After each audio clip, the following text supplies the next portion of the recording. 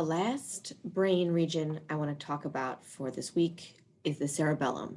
And then we'll go into the coordination of some of these brain movements for movement. So the cerebellum refers to the little brain, as you know. So the cerebrum is this largest portion here, diencephalon and midbrain,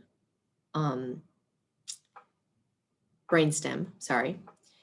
And then right behind the brainstem on this dorsal side, I would say, of the brainstem itself, here's our brainstem.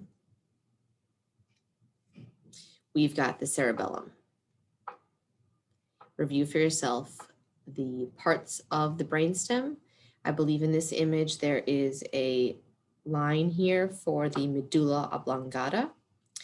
This here would be the pons and the midbrain above that.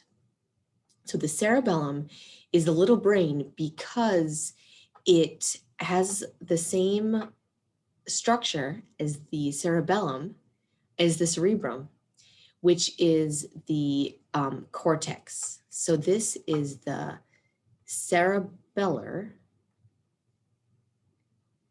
cortex. This is going to be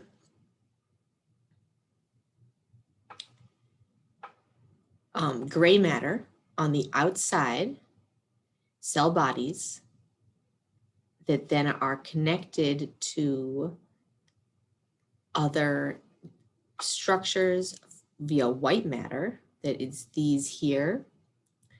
This is the arbor vitae, is basically this white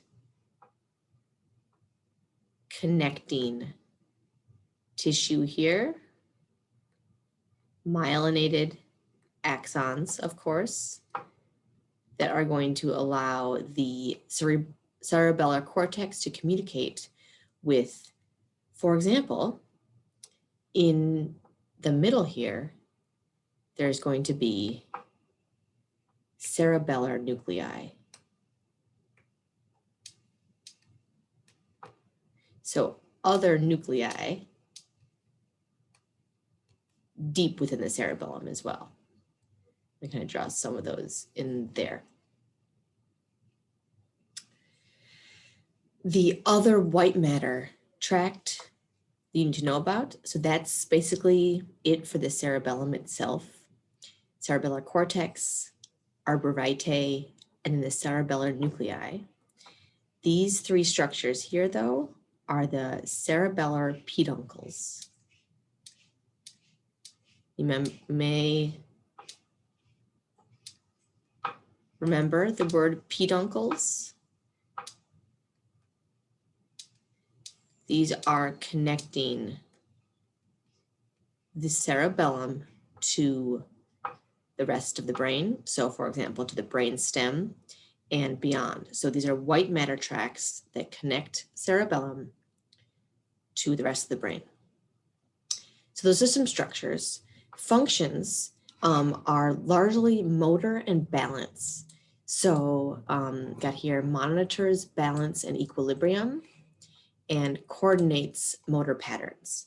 So literally along with your inner ear, your ability to balance, know where you are, throw a baseball while you're jumping, etc.